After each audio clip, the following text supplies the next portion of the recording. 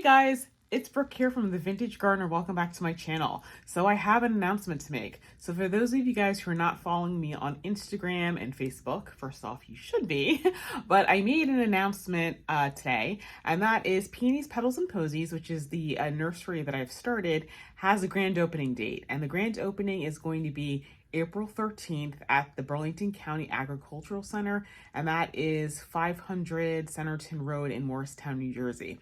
So I'm really excited. So I had planned to do all these videos going over all the plants in detail, and I probably still will. But for right now, I'm just going to give you guys a look at the collection as it is right now. I've had to make some substitutions. That's just typical because sometimes things aren't available like the way we want them to. But I just wanted to give you guys a quick overview in terms of what's going to be available. And this weekend, I'm planning to actually turn on my online store. You won't be able to order online because I'm not really doing shipping this year, but it will give you the opportunity to see everything, see pictures, and see what the prices are, because I know that's what you guys want to know. So without further ado, let's get into the plan. Alrighty guys, so this year's theme is wine and chocolate, which I've announced before, but basically everything is color coordinated so that if you want to put things in a landscape, you can do it and it'll look nice. But of course, if you want to have a bouquet, which I know a lot of us home gardeners like to do, you can make a bouquet as well. Okay, so the first plants up are Hot Biscuits Amaranth, which you guys have seen in my garden before. And then the next plant is Jewels of Opar. I have seen this from Danielle at North Lawn Flower Farm. I've never grown it before, but I love just the ethereal quality of the blooms, and I think it's going to work nicely as a filler. Then we have Black Knight Scabiosa. I don't know if I've done this one before. Actually, I think I did do this one before years ago.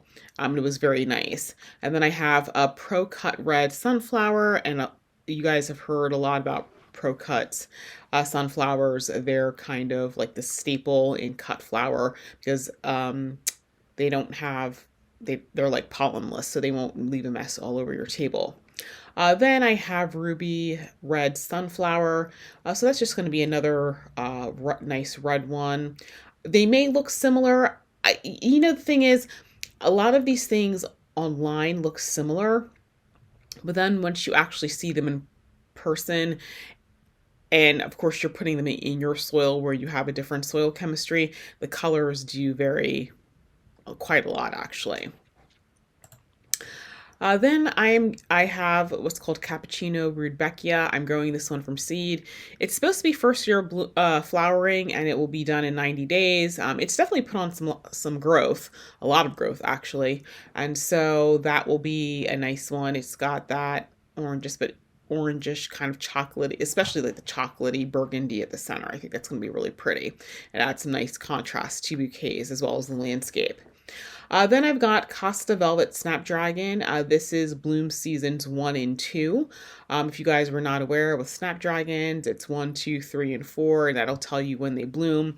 This is an earlier blooming variety, but it's very pretty, and I thought it would be great for not just the landscape, but also bouquets. Then I got King Size Fireball Straw Flower, guys. Straw Flower. I love Straw Flower. It makes great arrangements. If you want to do something dried, it makes great dried arrangements.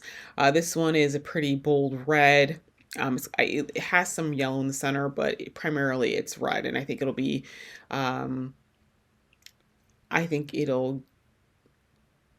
it'll just give some added dimension to all of the colors, because like I said, it's wine and chocolate, so things tend to be a little bit more burgundy and maroons in this collection.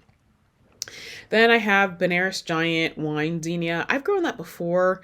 It has a I want to say it does have some pink undertones to it. And I think a lot of that might have just been my soil, but that's a great one. The heads on them are absolutely huge. It's not as tall as some of the other the regular varieties I have.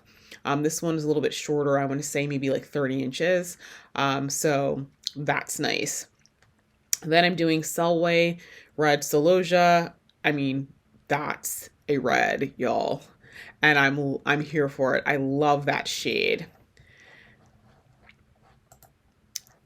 And then the next is some Cosmos. I'm doing Rubenza.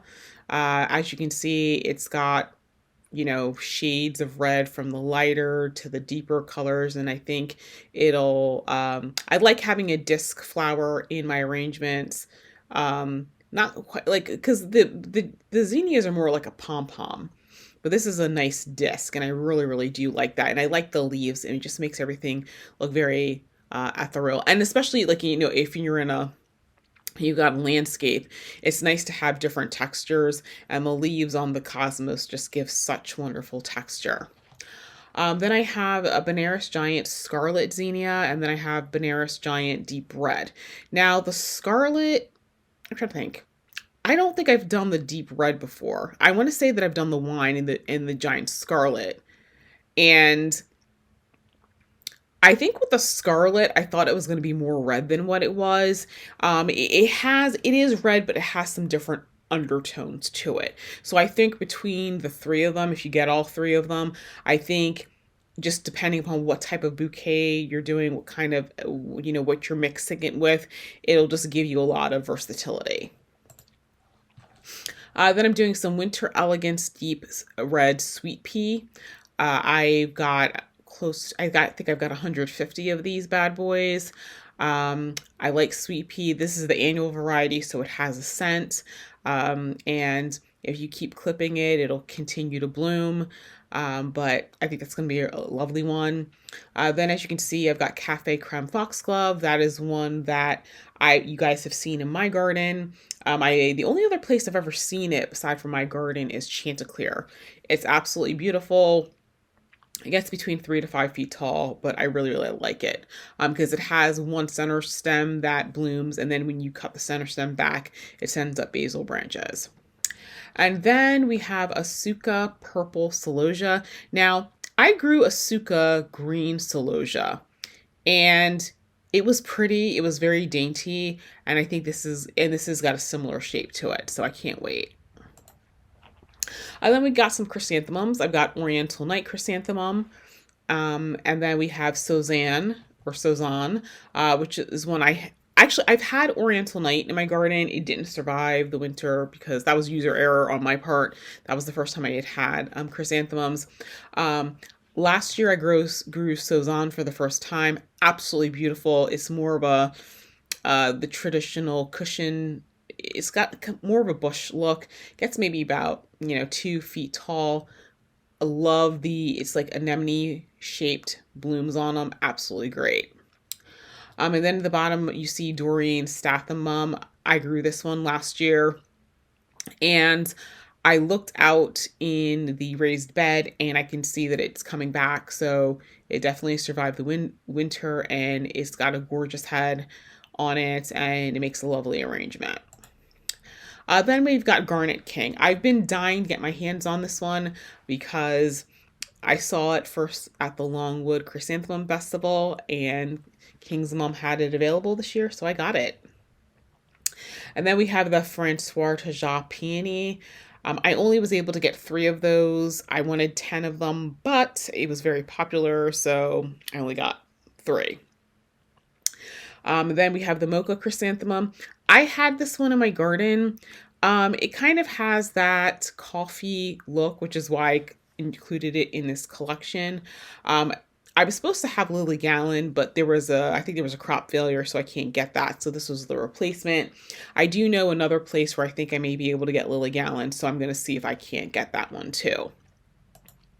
Then the next slide, I forgot to label. But that's okay because I know what they are. So on the left-hand side, this is the Morello Cherry Lupine.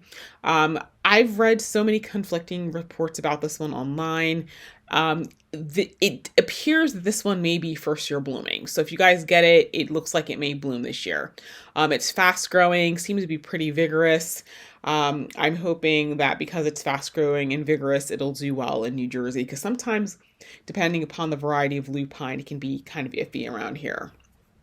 On the right hand side, this is the Elegance Italian Ranunculus chocolate variety. And as you can see, it's got that, reddish rust, look going on, which is absolutely perfect for this collection.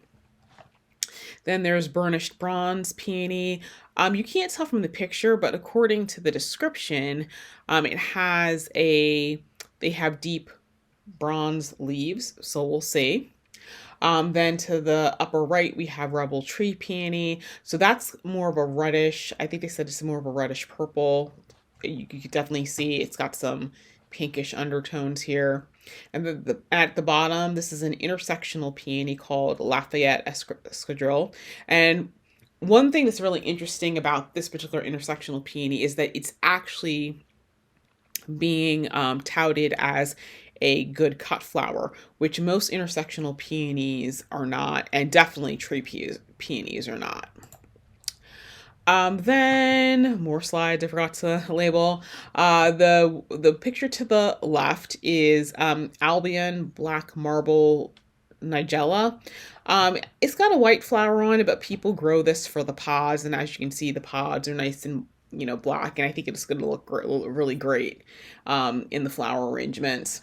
And then to the right, the upper right, is Cafe au Lait Salpiglossis.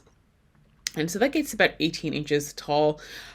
I've never seen Salpiglossis in any store. I've grown it before for myself, but that's the only time I've ever seen it. The bottom right-hand corner is Roseanne Brown Lisianthus. I'm going to have to dig up some pictures of the ones that I grew last year because my soil chemistry, they were not quite this color. Mine had a lot more brown in it.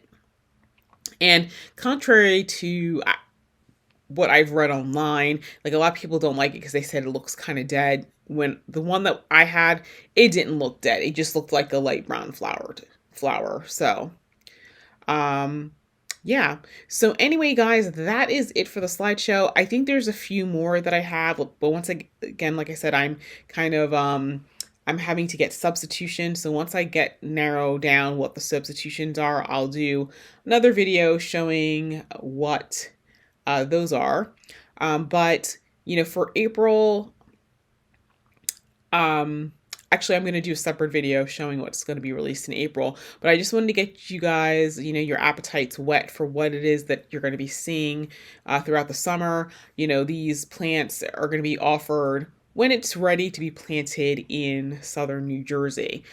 So at the first market, you're not going to see everything that's here. You're probably going to see like the peonies and the, and the sweet pea and the ranunculus and that sort of thing. And as it gets warmer, then I'll bring more and more things out. So I don't have a whole lot of quantities because this is my first year doing it. So for example, the peonies, I have 40 total. That's 10 tree peonies, 10 intersectional peonies, and 10 of the burnished bronze. I have 3 of the François de Jars, and I am getting a replacement called Nippon Beauty, but I think I was only able to get 7 of those. So it's, it's not a lot of stuff. So basically, once it's sold out, it's sold out. So just make sure that when April 13th gets here, you're at the farmer's market bright and early. So anyway, guys, that is it for today's video. If you have any questions, leave them in the comment section, and I'll work on getting the website up so you can see everything that I will be offering, plus the prices and the size containers. And that's it. So thank you guys so much for watching, and I hope to see you in the next video, and I hope to see you at the flower market.